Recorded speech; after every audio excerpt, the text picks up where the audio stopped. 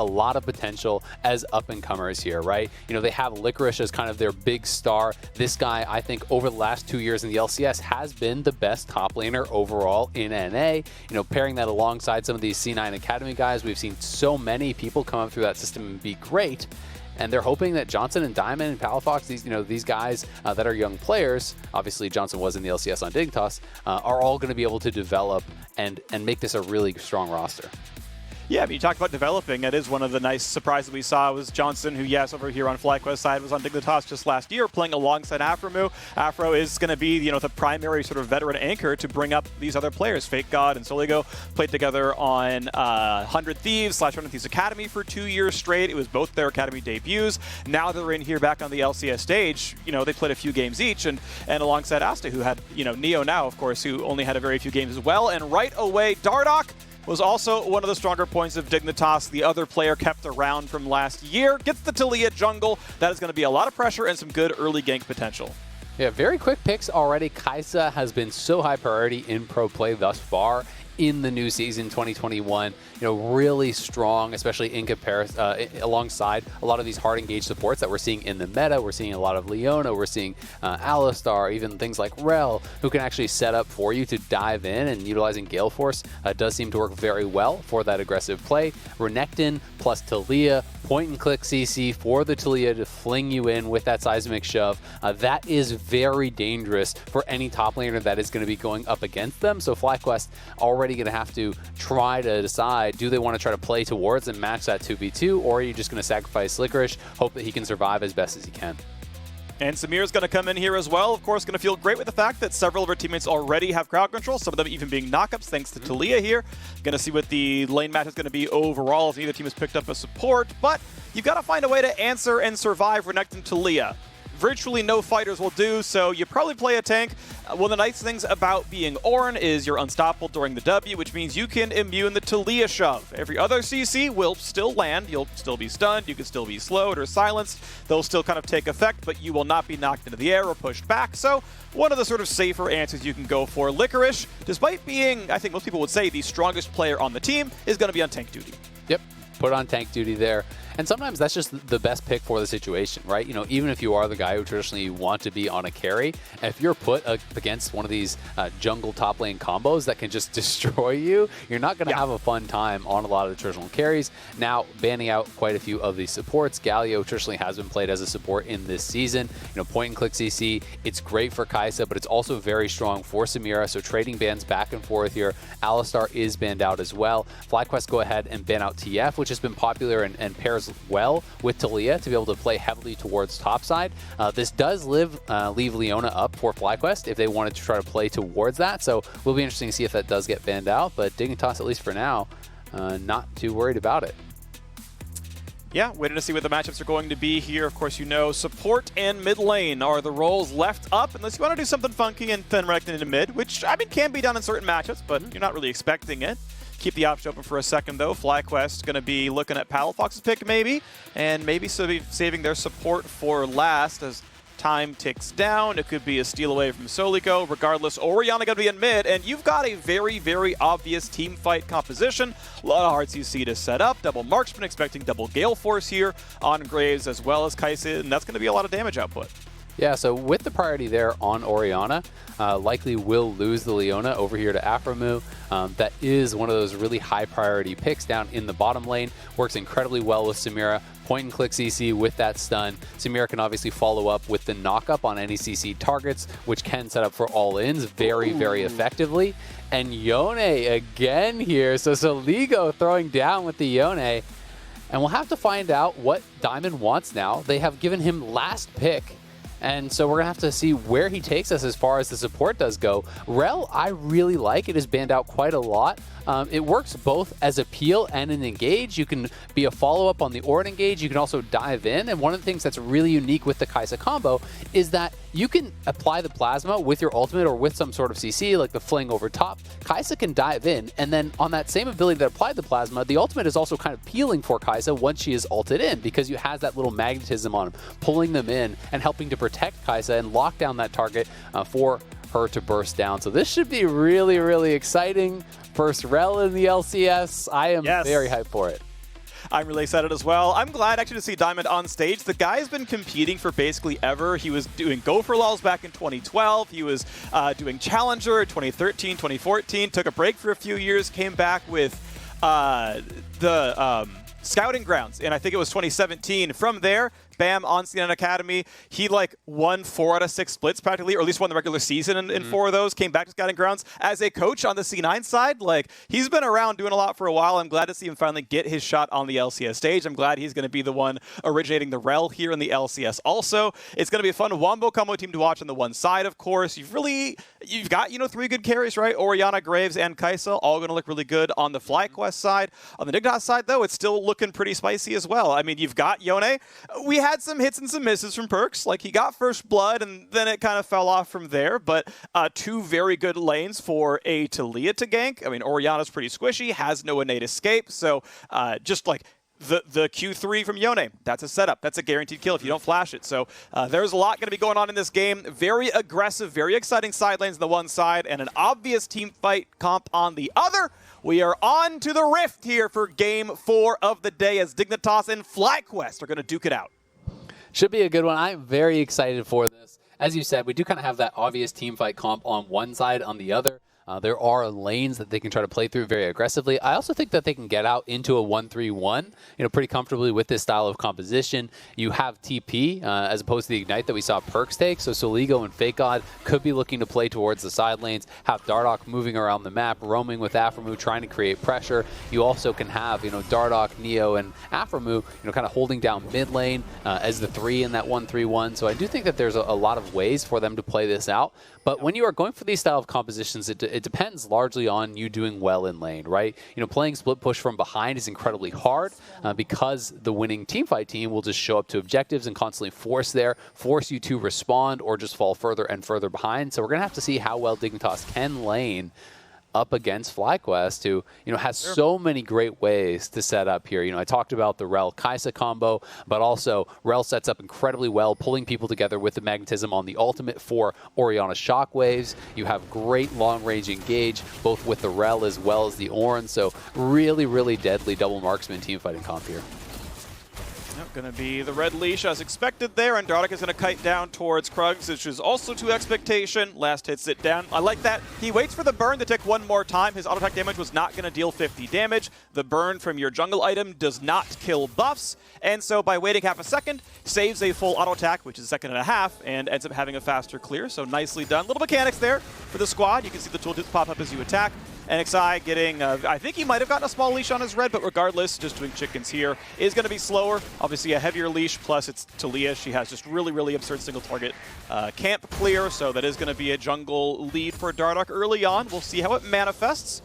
You talked about 1-3-1s. I wanted to bring something up which is definitely, I think, compelling as well, which is it's going to be a lot on Neo to keep the engages from happening as Samira, because if you hit your little wind wall, you can stop Orianna's Q from being like the ball from being in range to land Shockwave, and you can keep the Ornn ult from hitting either.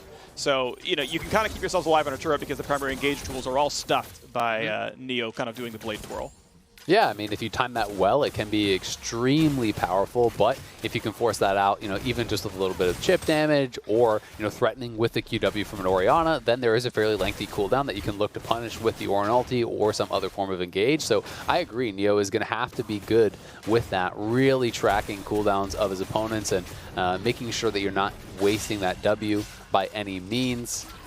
This is going to be, I think, a lot of pressure on him to be playing well. You talked about Aphromoo and Johnson obviously playing against his former teammate.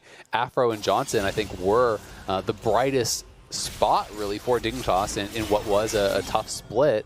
Previously they became a pretty darn strong bot lane. And Afro, they're going to be hoping that he can again, playing alongside Neo here, get something similar performance-wise out of him, as what he did from Johnson. And if they can train him up and become a pretty powerful 2v2 on that bottom side, if Soligo and FakeGod can really develop alongside Dardoch, then things can start working for Dignitas. But there are some really tough teams in the LCS this split, and Dignitas is definitely one of the teams that people are expecting less from and are going to be hard pressed to to really match up against some of these very top teams. So I want to point out something small that kind of happened recently. Dardoch finished Gromp by about 310 and had the chance to go for Scuttle instead, looked around top side, swept out a ward, and took down the first half of Krugs. But in 2021, most of the gold on Krugs is on the small minions. So all he really did was break the big Krug and the medium Krug, and then NXI walked up and is like, you just saved me 1,200 damage, and I still got most of the gold. We take those. And honestly, I'm not sure he even counter-jungled. I feel like he just leashed for NXI then.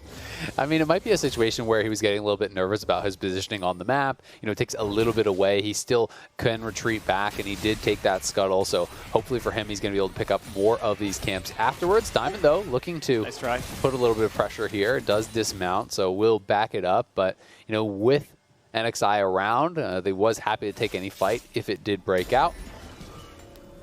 Yep, ultimately nothing too big happening right now. You've got a 12 CS lead in the top side as FakeGod's going to take his first recall of the game. Palafox happy to get tier picked up there as well. Honestly, any first recall for any Mana Hungry champion, just pick up tier, all the tier upgrades. Well, two of them. The two of them, they're both very, very good, so pretty common to see that one happen. You basically just have functionally infinite mana once that recall comes through and you buy that 400 gold item. So Palafox is going to have a lot of push priority. Already had a farm lead. Some of that, of course, is you know, Soligo having to be melee in the matchup and not getting any items himself just yet. We'll finally match this, but you can see, yeah, that's 13 CS difference as he finally goes back for his first set of items down there. Both 80 carries have back. That lane's at least going pretty closely. Yone can really struggle into some of these range matchups. You know, it can be difficult when you're just getting constantly poked out. You know, early on, the cooldowns are very long for Yone, so it can be difficult if you can't actually threaten any sort of all-in. You haven't picked up much sustain yet. You can get bullied in these matchups. He is playing TP, though, so some of that isn't going to be as bad as long as he can kind of staunch the bleeding, you know, keep the CS a little bit more even from here on out. We'll see what his first buy was. And actually just going straight up for the Zerker Greaves. So going for the attack speed, the move speed early on to hopefully be able to dodge some of these spells from Palafox and, you know, be able to move around the map potentially a little bit better. Alrighty, well, support's back in the lane now as they helped NXI pick up the first dragon of the game. So FlyQuest so far so good. You notice that the jungler on the FlyQuest side for NXI, he did a top to bottom start. He wanted to be around bottom lane in time at 5 minutes to make sure he can play for the dragon, make sure that lane stayed safe since Rel and Leona can be such a volatile lane.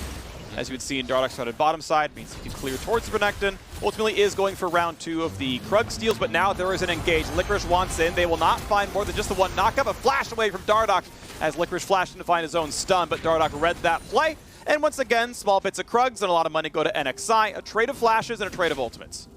Nice little bit of pressure, though. They're trying to still continue to attack Licorice, because while he has rushed for the Bramble Vest, that's going to be effective against FakeGod. There's no MR, there's no HP being built up to actually help to deal with the Taliyah, so even though you have that armor, you're still fairly squishy against the actual duo of Dardoch and FakeGod, and Dardoch knows that his top laner still has priority, so he's not actually being dissuaded whatsoever. Does get his flash forced, but happy to move in, invade. Soligo had pushed out mid, so they have priority there. Palafox looked like was on a recall, or perhaps just sitting a little bit more defensively back. So a nice little bit of play up around that top side, and Dardoch, at least thus far, communicating and playing pretty well, you have to say, with his solo lanes. Oof. You hate to see that first control ward missed, and oh, the Zenith Blade going to miss as well. Flashes in for the stun. They're going to find Johnson. Nice ult, just gets over the wall. Dardoch aimed the best he could. Ultimately still forces the flash away, and that's 2 summoners and an ulti down for Johnson with a trade of 2 summoners from Aframu. Yeah, nicely done. A little bit of pressure there put on by Dardoch, and they do get the flash out, as you said, but it is a trade. Afro, though, is going to be 6 here pretty soon, and with Cleanse and Flash down on Johnson, there is the potential for an all-in play. You know, I would like to see them look to attack that spent summoners down on Johnson, see if they can get a kill there, especially because, you know, when you're playing this style of bot lane as Dignitas, you really do want to be playing from ahead. Samira, in particular, you know, in my experience, is a marksman that can feel unstoppable when she picks up a couple kills, but largely feels pretty ineffective in just kind of more even farm style games. Yeah, especially because their primary builds are pretty heavy lifesteal, right? You're seeing the early components of Shield Bow. I think you have options kind of everywhere, but Shield Bow is the most common, just because everything you do pretty much applies lifesteal, so it's a really good stat for her. But, you know, if you're going to get one-shot by, you know, a Graves or an Orianna, like, you can't lifesteal while dead. So, you know, you do have to be, you know, somewhat ahead, as you're mentioning, right? You know, farming equal doesn't make you the hard carry. It's you get the first shutdown, and suddenly now you're going to feel good about your damage being higher than everyone else's. Dardoch still mostly playing around topside. This is still the expectation based on lanes, based on the champions chosen. Let's play around the Renekton. Let's use the Talia to get to that side. CS lead isn't growing really up in the top lane. However, with the early Sork shoes in, Dardoch going for a burstier build, does have the early Herald, right? The 9-minute pickup. That's a really solid one. That's going to mean 2 to 3 plates and 400-something gold in one lane. And this is really interesting, looking over at Johnson, he has the Dirk early on here. Mostly what we're seeing in pro play is Gale Force or Kraken Slayer. This could either be like a collector rush, or if he is going mythic item first, then it's looking like Divine, Eclipse. So would be interesting if he does decide to go that route. My expectation, if I can interject, is Dirk into the it's just Dirk into it's Dirk into regular marksman mythic. And then just because that gets you the breakpoint for your Q. Okay. Yeah, that makes sense. So if you're gonna spend 1,000 gold, there is no better 1,000 gold item for attack damage champions than Serrated Dirk. Full stop. It's the best item in the game for that, for any physical damage champion, and it just gets you the breakpoint. So we'll still see which way she goes. Like, there's even an argument to be made for something like Shield Bow just to survive. Yeah, they have such a. I don't expect it, but it's one of the three with a Dirk to get the Q evolve right as you finish the mythic.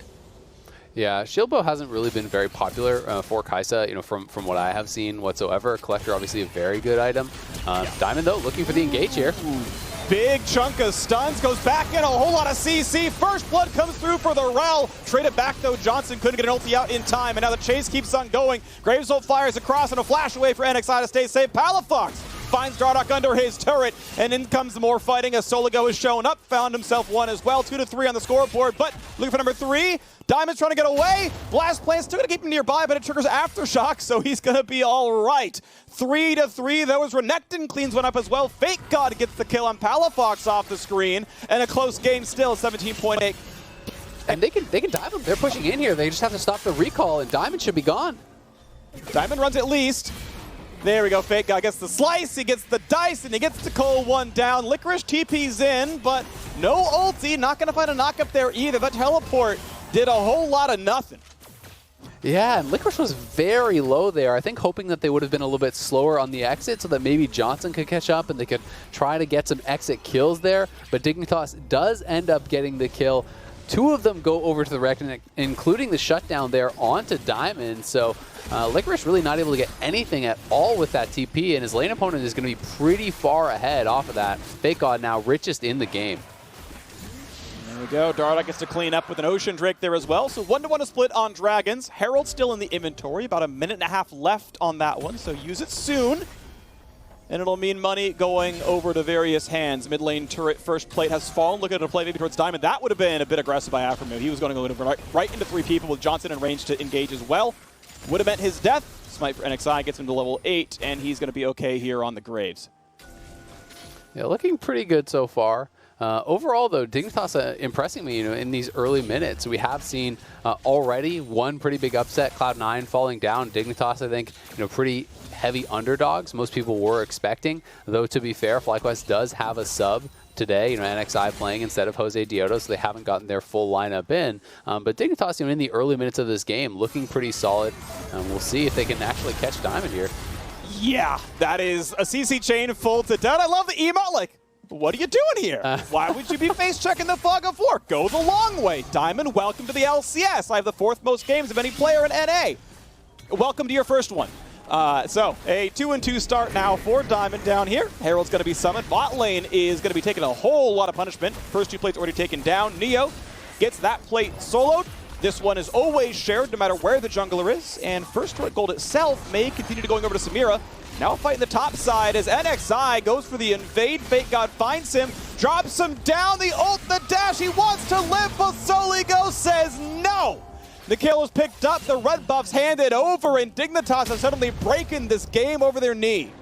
NXI getting caught out there on the pretty bold invade. He didn't have any of his solo laners actually pushed up to assist him, so Fake God sniffing that out, gets over and corrals him right into Soligo, who's able to get another kill here. Both the solo laners now, 2 kills on the marksman. Neo here as well. Dignitas ahead and having the gold in the right pockets. thus far, and really looking good in these early minutes. So here again is that earlier play, you know, the engage here coming in from Diamond, but it is onto Aphromoo, it's onto Leona. So while they do get that initial kill, Neo's able to get a lot of return damage out, had time to stack up the style points, get the ultimate off, does get that first kill, and then Soligo over the wall, able to clean up NXI and come back here for Diamond, who was eventually corralled and killed off after Fake God chases down Palafox here, you know, getting the kill there. Was able to pick up a second thereafter after they dove the rel. Now going to be in a really, really good position. You can see the Mythics coming in almost across the board here. You know, all the key members now for Dignitas do have their completions already, and over on FlyQuest side, they're still just going to be sitting on pieces. And when you have that first completion, you're definitely looking to scrap. You are so much stronger than your opponent who has, you know, sidestepped for these different item builds. You know, you talked about the effectiveness of going for that serrated Dirk, and then when you complete your first item, you have that AD spike. Palafox also going for a Seeker, so he's going to be on that pit stop. But it does mean that your first completed item is going to be delayed quite a bit. Yeah, and there's such a big power spike when you finish a Mythic, so that is going to be something to really consider. Regardless, though, an early 3,000 gold lead is going to stretch by a little bit more as Fake God's going to let the wave die, and then take down the turret, take down the wave, and as Gale Force comes through for Soligo, I think this is really the stronger item by far on Yone. The extra repositioning is a really, really big deal to make sure you get into reach of people. I know last game we saw Perks go Shield Bow. He felt like he needed it, I think, to handle like Syndra Burst, which I can understand, but this is a stronger offensive item by a lot. Now we've got to fight in the top side, and no tools available. Licorice, the flash going to come down, but it's not going to be enough. Dardoch on the board with his first kill, and it's still winning through top 2-0-2 on Fake God. Nicely done. You know, very far ahead at this point, and there's no one even going up there, so the turret will take more damage. They're trying to make a counterplay here in mid lane, but Diamond backing up as Palafox drops the shockwave there, so a little bit of anti-synergy. They do get the flash off of Aphromoo, so that's still a win.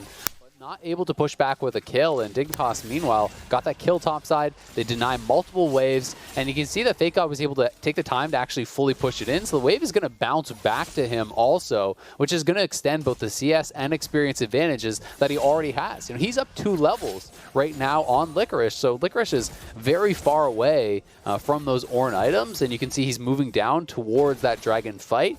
It feels like if FlyQuest challenge at this fight, they have got to have a good result, or this game is going to spiral out of control. Yeah, it's been spiraling pretty quickly so far. We will see if FlyQuest can stop the bleeding. Mountain Drake spawns in 8 seconds. FlyQuest right now have control. Good ward coverage. You see 2 control wards on your screen. They're in the river first, and based on how late Aphromoo recalled, there is almost no contest. As long as it started early enough, Leona cannot be part of this fight, so NXI starts the damage, throws out the Q, damage comes in.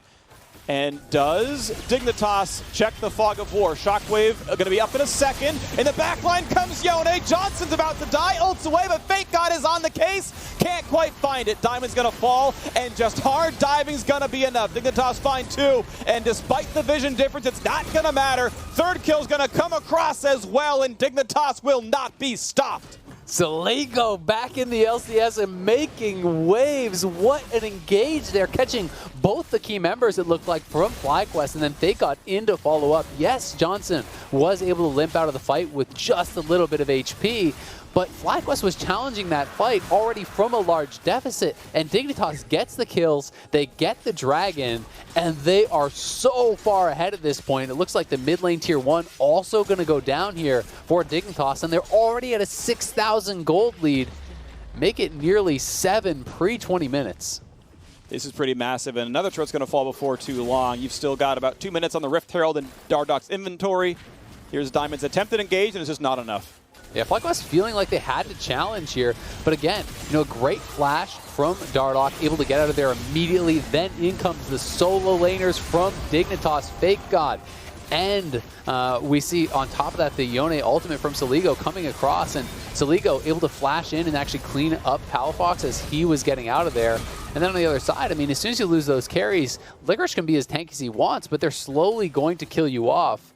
Diamond and Licorice do end up falling down. You know, they need the support behind them, but their carries have got to be incredibly careful because the dive is so powerful here. You know, there's the point-and-click stun from Renekton into a fling there from Dardoch. There's obviously hard engage from Aphromoo. Neo is ahead, so the dive potential is there from him. And this Yone is really getting going, working towards what's likely that second item, IE, and is going to be incredibly, incredibly powerful at that point. Yeah. Yeah, this is looking really good. Dignitas are just absolutely smashing. Count Flowers coin, something I actually quite enjoy, which is if your gold deficit is 500 per minute, it's pretty much doomed. And we're looking at, you know, getting close-ish to that number. Johnson is pushed away, but you can see 6,000 gold across, you know, 18, 19 minutes. It's you know, 2/3 of the doomed number, I guess, on it's from Count Flowers' side. Not quite there, I guess, just yet, but No. definitely looking bad. And Tolego's getting to this point where, you know, when you hit 13, your cooldowns are starting to get pretty low. You have the ability to poke and prod much more often, you know, utilizing that E, jumping in, and starting to chip away at people. And Yone starts to get so many more options when you are playing from ahead. You can dive in fairly safely with that E, try to chunk off someone's health, and then snap back if you see them looking for any sort of counter engage. And, you know, if you don't see that coming, you can sometimes just commit to the all-in, as they're going to look to do here onto Palafox. Good sidestep. Shockwave buys some time. It's not going to be enough, though. Down goes Palafox. He didn't really have a say about it. Nice job by Soligo, set it all up. The damage is going to be there all the time. And there we go. Top lane tier 2 is dropped. And Herald has been summoned as well. This inhib is absolutely gone. The question is, how much of their base are FlyQuest going to lose? The turret's going to die to one charge. The second charge will land as well, and it's going to mean a low inhibitor. And in fact, Dignitas will stay to knock down the inhib itself as well. One more auto. Be careful of the re-engage. Ornhorn comes out, finds Soligo, but is there even a fight? You ulted to hit one person, but would you really even take a 4v4? Maybe not. Licorice going to be slowed down as well. Going to be found. The flash not going to get him away from this one. One more auto will kill him. And it's going to be Neo getting the kill. Into the backline, Fake God shows up, zones him away. Inhibitor may just live. Clap. Clap, down it goes. No one more has respawn, but now Licorice is gone. It's still a 5v4 for Dignitas, and that means his fight cannot be won.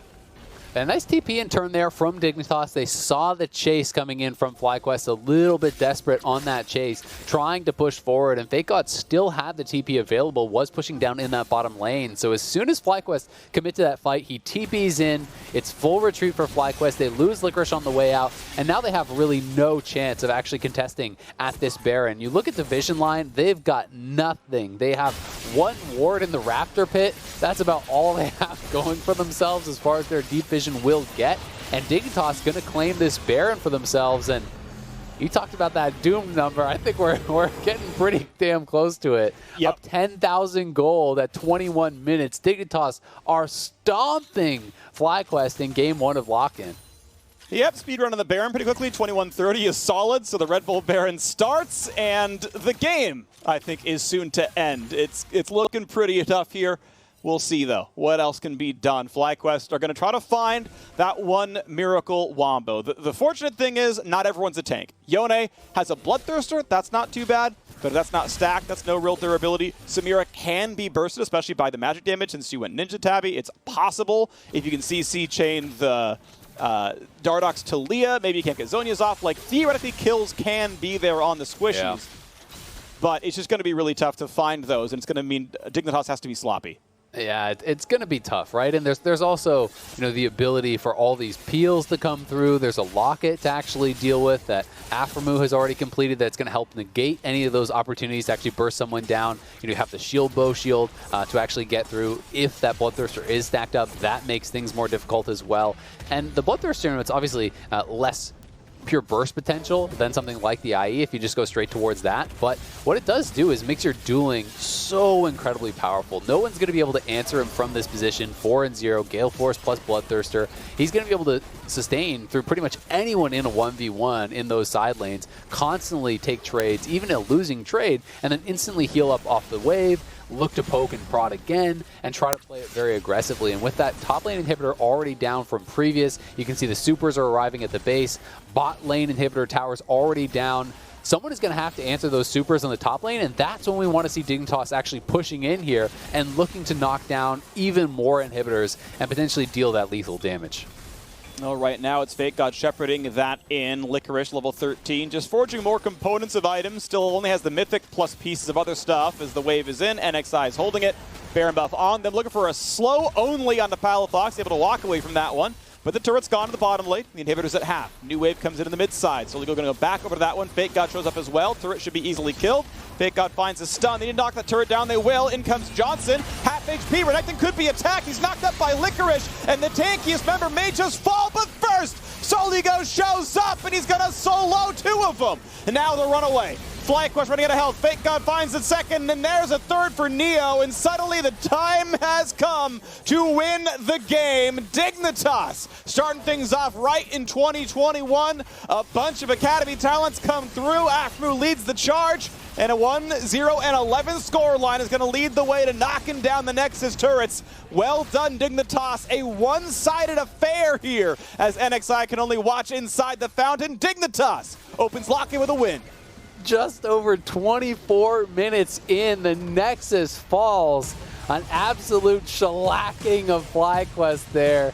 Dignitas coming out on all cylinders, and I love the confidence here from Soligo to lock in the Yone. We just saw Perks come out with it, didn't have a great game. Soligo saying, Perks, watch me. This is how you do it. Absolutely destroyed him. Really, really exciting game here from Dignitas. Pretty much everything went well for them. Their bot lane was doing well. You know, Dardoch was getting to steal away some of those camps, albeit not full camps. He was taking away bits and pieces from the opponent's jungle. They had constantly pushing solo lanes, allowing them to go for some of these objectives, allowing them to constantly pressure their opponents. And once they got a lead, they did a damn good job snowballing the game. They were unafraid of looking for dives. We saw the wraparound from Aframu, pairing up with Soligo, getting that dive on top lane to crack the inhibitor there. We saw great engages in those team fights over by Dragon. Soligo getting the double knock-up on the key members with that Yone ult. Really good stuff from Dignitas. They have got to be so happy with this first game of Lock-In for themselves. Yeah, honestly impressive stuff, and especially because I think the standout players for me on the Dignitas side were the solo lanes, Fake God and Soligo. Players that kept bouncing up and down and up and down in 100 Thieves Academy, back to 100 Thieves. Are they going to start Someday? Are they going to start Ryu? There was that split where Someday smurfed Academy and won them the Academy title because they just needed Ryu to play because Soligo just wasn't cutting it. It's like, no, we just need Ryu back. Sorry, you're gone. And the fact that these two came back, and it's like, look, it was tough back in 2018, 2019, or 2020, but here they are back in the game, and man, did it look amazing. The Yone, I think, single-handedly won so many of those team fights. Renekton, obviously, they played through him a fair bit. They got him a good matchup. Sure, yes, they had to, they instantly show up with the Talia Renekton. They go for a strong lane, but the lane worked out. It turned into early Herald. That money was, by the way, donated to bot lane, right? It didn't even go to Fake God. He just got them the Herald because of lane pressure, and then here, Neo, go receive 700 gold from this turret kill. Here you go. I gave you this money. And it worked so well. He still managed to kind of show up well. The TP to bot lane was good. It's impressive stuff. It's really, really good. And on the other side, FlyQuest, they will hopefully be able to shrug this one off. They obviously are still waiting for the arrival of Jose Dioto for their full main roster. That's one of the things that I think is kind of nice about Lock-In, is it's going to allow teams a little bit of a buffer to experiment, to get things ironed out, and to hopefully be ready to go, after a few of these games to get it really warmed up, because Spring Split is going to be that much more important this year with the record carrying through all the way into summer. You do not want these bumps in the road when that record is counting for you in Spring Split. Yeah, and of course, it's just one record the entire way through, right? It's ultimately a long 5x round robin once the split begins in earnest in February, but more group stage games to play for LCS Lock-In, plus the playoffs afterwards. Now, regardless, it is time for a break. As you go, make sure you check out your new home for all your favorite LCS content, youtube.com/LCS. Subscribing to that channel gets you notifications for new episodes of This or That, The Dive, and all the latest LCS content. Get that set up, and we'll catch you here for the Verizon post-game interview with the Yone God, Soligo.